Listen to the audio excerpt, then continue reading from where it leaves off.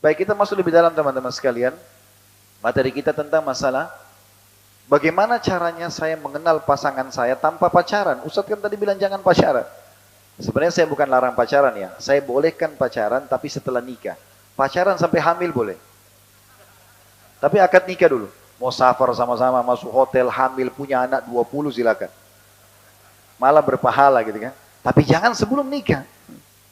Tapi kan Ustaz, bagaimana caranya saya kenal pasangan saya? Saya kan tidak tahu sifatnya, tidak tahu dia secara fisik bagaimana. Ada 4 poin dikenal dengan konsep ta'aruf dalam Islam. Ini kalau antum melakukan, tidak butuh kenalan lama-lama sama dia. Hari itu bisa kenal, hari itu pun bisa jadi suami istri. Ini sudah kaidah syar'i. Itu yang terjadi di kalangan para salafus salih, dari sahabat, dari para tabi'in. Yang pertama kita kenali fisik. Fisik ini yang disunnahkan, lihat wajah dan telapak tangan, cukup. Karena yang sering interaksi, muka sama telapak tangan ini. Sebagian ulama mengatakan wajah ini adalah simbol dari kepala sampai ke perut, telapak tangan ini kemaluan sampai ke kaki. Itu sudah cukup. Kata Nabi SAW, melihatlah sesuatu yang menarik dari calon pasanganmu. Ini sunnah Nabi. Jadi kita lihat wajah dan telapak tangan. Dan boleh nadar syar'i, datang ke rumahnya, ada mahramnya, dia duduk dan kita boleh ngobrol sama dia. Tanya, kalau jadi istri maunya seperti apa, bagaimana kalau ada anak-anak, gitu kan. Ditanya, tapi depan mahramnya. Nadar syar'i dibolehkan. Bahkan sunnah Nabi SAW melihat ini, nadar. Yang kedua, setelah melihat, ya, tapi ini saya sarankan jangan cuma lihat foto ya. Karena foto bisa diedit-edit sekarang. Begitu kita lihat fotonya putihnya luar biasa, begitu masuk hitamnya luar biasa. Gitu. Jadi ketemu, lihat langsung, sunnah Nabi itu lihat fisik ya. Yang kedua, kenali keluarganya. Nah ini untuk mengenal poin penting, kata ulama, keluarga dari ayah, kayak ayah saya sama ayah istri saya, itu akan menurunkan nanti ke keturunan kita fisik. Warna kulit, rambut, fisik itu akan turun dari keluarga ayah saya dan keluarga ayah istri saya. Makanya kalau kita lihat keluarga ayahnya saja. Oh keluarga ayahnya, misalnya putih-putih, oh berarti anak kita nanti akan begitu. Makanya pernah ada sahabat, dia putih, istrinya putih, yang keluar hitam. Ya Rasulullah, lapor. Gimana nih ceritanya? Ini jadi tanda tanya, putih-putih keluar hitam. Kebetulan sahabat ini punya peternakan unta. Kata Nabi SAW, kau punya unta nggak? Ada ya Rasulullah. Warna apa untamu? Coklat muda. Yang jantan sama betina. Ada anaknya nggak? Ada. Apakah anaknya sama warnanya sama ibu induknya? Ayah sama ibunya? Dia bilang tidak ya Rasulullah. Ada warna hitam, ada warna coklat muda, ada coklat tua. Kata Nabi SAW, kenapa? Kenapa anaknya nggak sama dengan induknya atau ayah ibunya? Kata dia, mungkin dari jalur keturunannya. Kata Nabi SAW, anakmu juga begitu. Pernah lihat nggak? Suami istri tapi anaknya beda sendiri. Itu karena ini dari kakek-kakeknya dulu. Ada keturunan begitu, gitu kan? Kalau dari keluarga ibu saya sama ibu istri itu karakter, sifat secara umum. Jadi kita lihat sifat umumnya keluarga. Kalau ada satu dua orang yang tidak baik itu bukan jadi tolok ukur. Sifat umumnya keluarga. Berarti antum sudah bisa kenal sifatnya dia dan nanti keturunan kita. Sederhana, hari itu juga sudah bisa. Yang ketiga, kenali lingkungannya. Kita boleh bertanya, maaf saya mau tanya, kalau weekend biasanya kemana? Oh saya biasa ke diskotik, saya ke bar. Atau saya biasa kalau weekend saya ke masjid dekat rumah, saya ada ibu yang tua saya berbakti. Antum sudah ambil kesimpulan. Ini lingkungannya orang seperti apa? Dia kerja di mana? Ya, dia bergabung sama siapa? Itu kita cari secara umum. Dan itu bisa kita bertanya. Yang terakhir, yang keempat, istikharah. Sholat 2 rakaat saja. Istikharah jalan pintasnya, doa. Gitu kan? Ada seorang jemaah kami kemarin haji, saya minta dia nikah, subhanallah, saya lobby dia sebelum duhur, habis asar sudah menikah. Ya. Sama-sama jemaah haji. Saya habis duhur bicara sama dia, sudah menikah? Belum. Ada si fulan itu, mau menikahkan anaknya, mau nggak? Mau Ustaz. Baik, dia langsung mau. Tanya keluarga perempuannya, mau. Pas masuk masjid haram, habis sholat duha, saya bilang panggil, sini akhi. Coba sholat istikharah 2 rakaat. Habis sholat istikharah saya pandu doanya. Kalau teman-teman belum hafal tinggal ketik di Google doa istikharah. Baca habis salam. Baca doanya. Setelah selesai baca sebut namanya perempuan itu. Tenang nggak? Tenang. Saya lamarin ya? Iya. Baik. Habis makan siang saya lamarin di keluarganya si perempuan ini. Setuju mereka, habis asar di taklim saya menikah. Dan banyak pernikahan yang kita mudahkan seperti itu. Tidak usah lama-lama. Tunggu gedung, tunggu tanggal yang cocok, tunggu ini. Nanti meninggal sebelum nikah. Kemudian, jadi ini istikharah. Ini masalah konsep ta'aruf. Jadi kenali fisik, kenali keluarga, kenali lingkungan, dan selesai masalah istikharah. Ya. Kemudian teman-teman sekalian, kita masuk lebih dalam lagi tentang masalah pentingnya memahami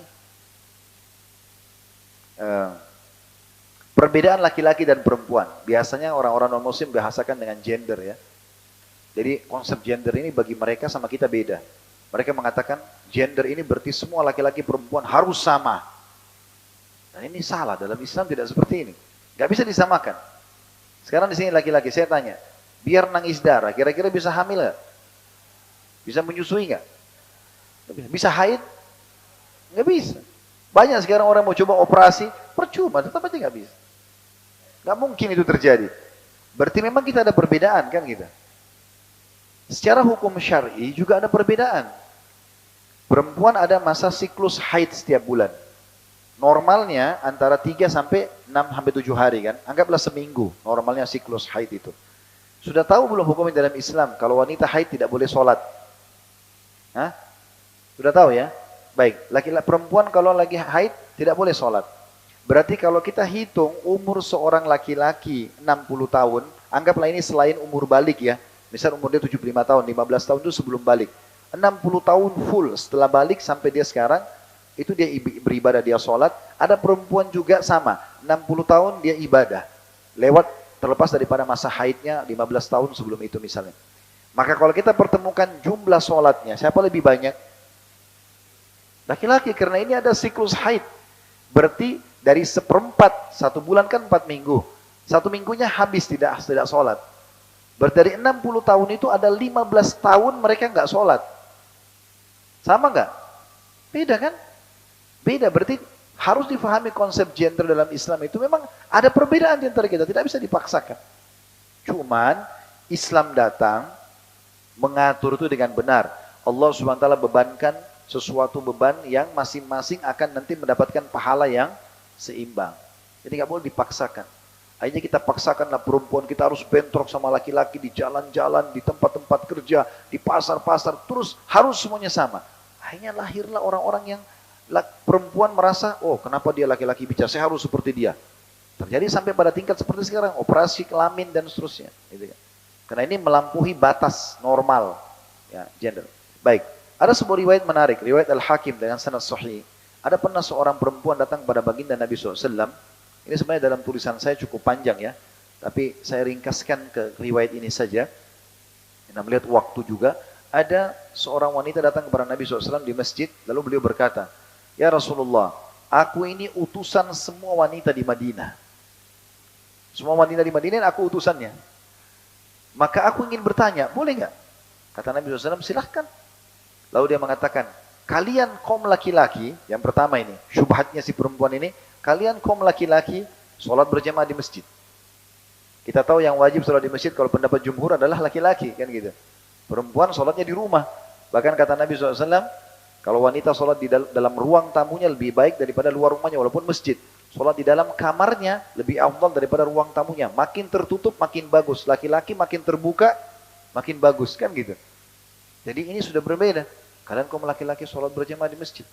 Teman-teman di sini masih malas ke masjid, perhatikan hadisnya. Apa kata Nabi SAW bagi laki-laki? Kemudian juga kata Nabi SAW, setiap orang melangkah ke masjid, 1 langkah mengangkat derajatnya, 1 langkah mengampuni dosanya.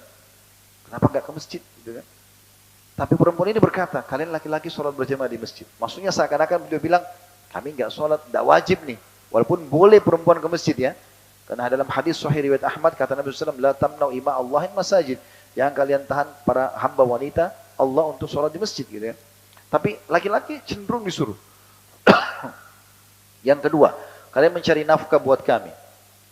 Perempuan tidak ada kewajiban cari nafkah. Sunnah saja. Tapi kalau wajib laki-laki. Bahkan kata Nabi SAW dalam hadis riwayat Muslim, kafa lil mar'i ithman ayyudayya man yaqutu. Cukup berat siksaan bagi seorang laki-laki membengkalikan kewajiban nafkahnya. Jadi dosa besar. Bagi perempuan tidak. Teman-teman sudah tahu kenapa kita laki-laki dapat 2 bagian warisan, perempuan 1. Apa sebabnya? Allah bilang, lidzakari mithlu hadzil unthayain. Laki-laki dapat 2 bagian dari perempuan. Karena perempuan dalam setiap keadaannya aman. Sebelum nikah dinafkahi oleh ayahnya. Setelah menikah dinafkahi oleh suaminya. Kalau laki-laki tidak. Kita ini laki-laki wajib dinafkahi oleh ayah kita sampai balik saja. Setelah balik sudah sunnah. Teman-teman yang sudah kuliah di sini, nggak bisa Anda bilang, ayah biaya kuliah saya. Nggak bisa, itu bukan kewajiban.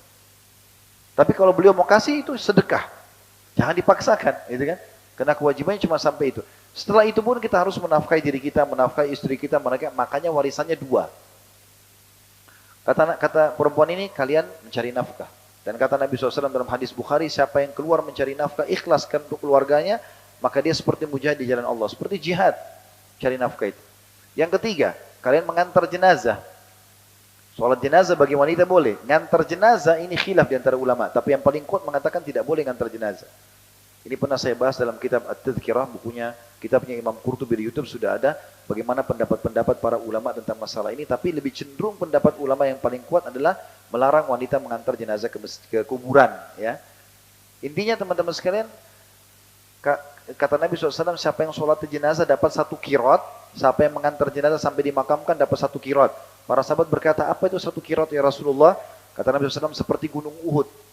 Jadi seakan-akan wanita ini bilang, kami boleh sholat jenazah, dapat 1 gunung. Tapi kami dilarang untuk pergi ke kuburan.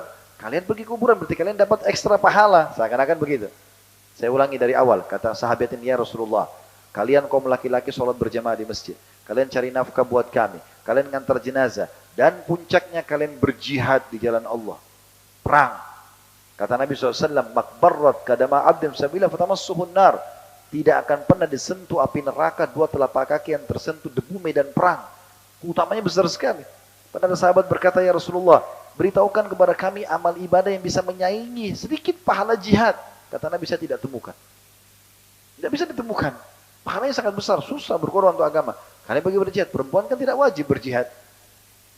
Maka 4 hal ini jadi pertanyaan dia. Lalu dia mengatakan, dan kami kaum wanita, mengurus rumah kalian, mengurus anak-anak kalian, cuci baju, bersihin rumah, masak, urus anak kalian, dan menjadi tempat syahwat kalian. Kalian mau gauli kami, tinggal gauli saja. Pertanyaan saya Rasulullah, apakah pahala kami sama pahala kalian sama? Ini yang penting nih. Beda tugas, ya. Ini konsep gender yang benar sebenarnya gitu kan. Beda tugas tapi nanti balasannya sama nggak? Maka Nabi SAW balik kepada para sahabat laki-laki lalu berkata, ada nggak pertanyaan dalam Islam yang lebih penting daripada ini? Maka sahabat terdiam.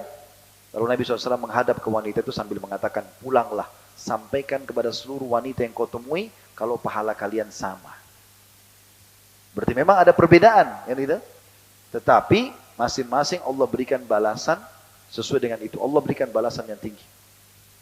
Jadi jangan dipaksakan ini. Baik, lebih dalam kita bahas. Kita sudah bahas tadi tentang definisi pernikahan. Kita sudah bahas tujuan pernikahan. Kita sudah jelaskan konsep ta'aruf islami. Bagaimana caranya supaya tidak pacaran. Gitu kan? Kita sudah jelaskan tentang masalah pemahaman gender dalam Islam yang benar. Dan kita sekarang masuk langkah selanjutnya, pernikahan islami. Bagaimana cara menikah? Bagaimana kita melakukan pernikahan itu agar tidak ada dosa di situ. Ya. Intinya teman-teman, pernikahan dalam Islam ibadah, tidak boleh ada pelanggaran syariat. Seperti misalnya terbuka aurat. Akhwat kita sudah pakai jilbab. Jangan karena menikah lalu pakai baju adat lagi. Gitu kan? Ini gak boleh. Ada seorang wanita di Madinah, kisah nyata terjadi. Sampai diberikan judul dalam kisah itu, malam pertama di surga. Wanita ini sangat patuh, salehah luar biasa. Dia menikah, intinya pada saat mau nikah, habis sholat asar, rupanya dia lupa berwudu, terus dirias. Biasa mungkin rias 1 jam, 2 jam rias perkawinan pengantin ini. Menjelang azan maghrib, azan, dia baru sadar gitu. Ternyata dia belum wudu. Ibunya kebetulan tidak terlalu dekat dengan agama, tapi dia beda, dia sangat solehah. Lalu dia mengatakan, saya lupa wudu, saya harus wudu. Kata ibunya, enggak usah, nanti aja dijamak sholatnya. Dia bilang, enggak ada udzur jamak ini. Nantinya dia sedikit bersikeras sampai ibunya akhirnya izinkan dia harus wudu, maka make upnya kena air lagi otomatis.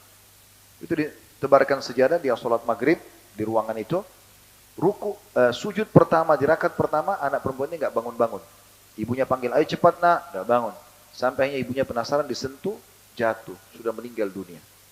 Bayangkan kalau pada saat itu dia tidak sholat maghrib, kewajiban dia, hanya karena ikuti ibunya. Kita boleh patuh pada orang tua, tapi ingat sabda Nabi SAW, La ta'ata li makhlukin fi ma'siyati khaliq. Tidak ada kepatuhan pada makhluk yang berbuat maksiat kepada sang pencipta. Wajib patuh sama orang tua, tapi kalau dilarang sholat nggak boleh. Karena itu maksiat kepada Allah. Kecuali kita lagi sholat sunnah. Orang tua kita panggil, kita batalin kan gitu. Tapi kalau wajib tidak boleh sama sekali. Sama juga dengan kasus maksiat ini, ikhtilat. Bercampur laki-laki perempuan yang bukan mahram. Ini subhanallah kita sayangkan. Di Jakarta kejadian itu. Ya. Dan saya pernah datang, kemudian saya tinggalkan acara perkawinan itu beberapa kali dari kerabat kami, dari orang-orang yang kami kenal mengundang. Akhirnya saya merasa fitnah besar, baik ditinggalkan.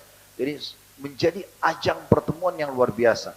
Datanglah penyanyi-penyanyi yang terbuka auratnya, kemudian datanglah perempuan yang masih muda-muda, laki-laki muda-muda ini dengan cantiknya, ini dengan gagahnya, lalu mereka bertemu dengan wanginya, janjian. Bahkan mereka jadikan kalau di hotel-hotel bintang 5 ajang untuk berzinahan. Janjian langsung booking hotel di atas. Semua karena masalah pencampur bauran, gitu kan.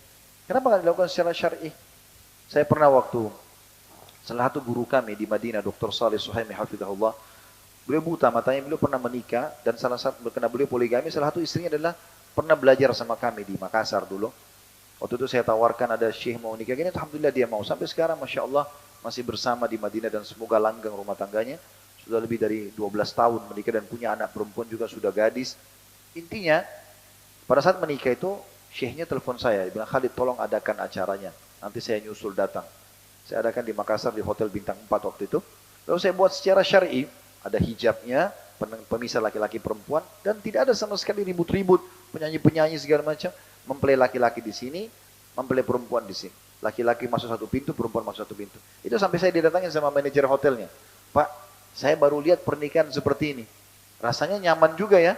Jadi tamu bisa ngomong satu sama yang lain. Biasanya kan kalau musiknya besar ngomongnya gimana? Kamu tinggal di mana? Gitu kan susah. Ngomongnya susah, teriak-teriak. Musik speaker dekat telinga, gitu. Susah gitu.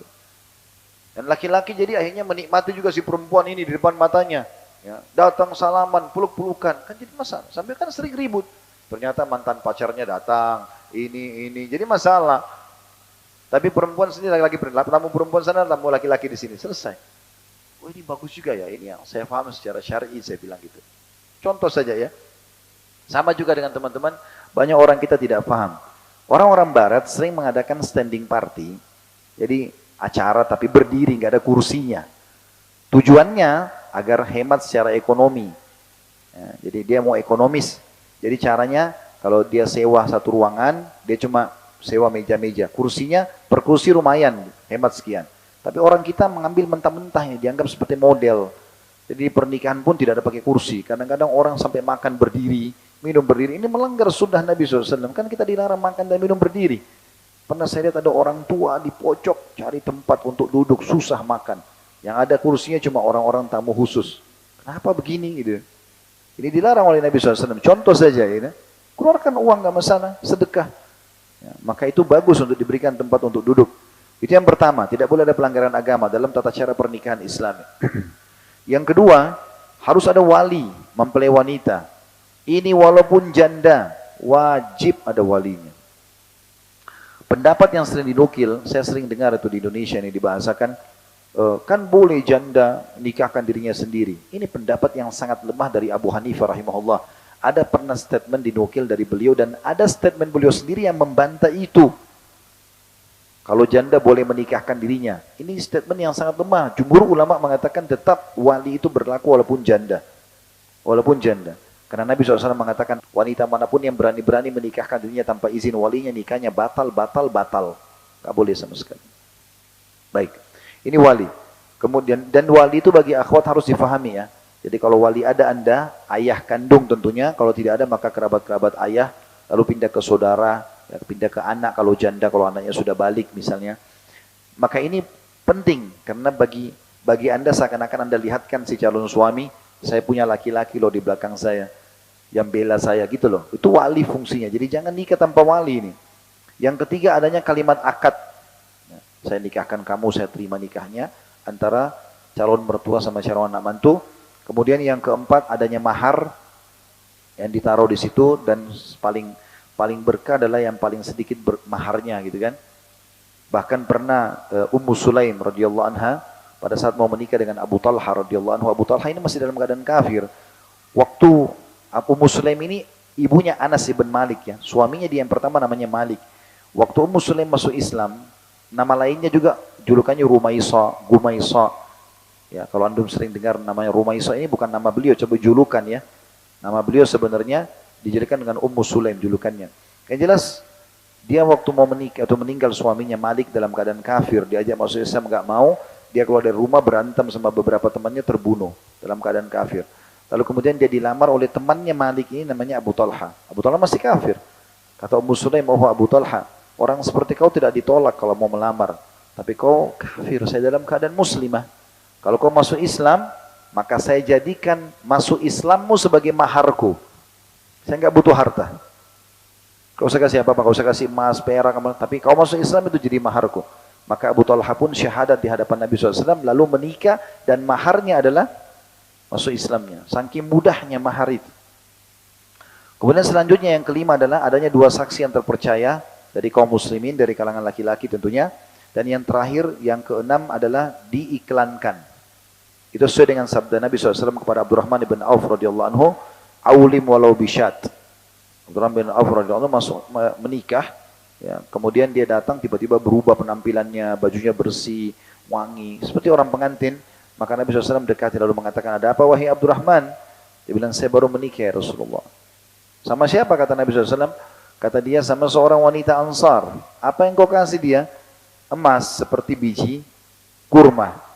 Ya, maka Nabi SAW mengatakan, "Aulim walau bisyat." Iklankan walaupun hanya dengan seekor kambing.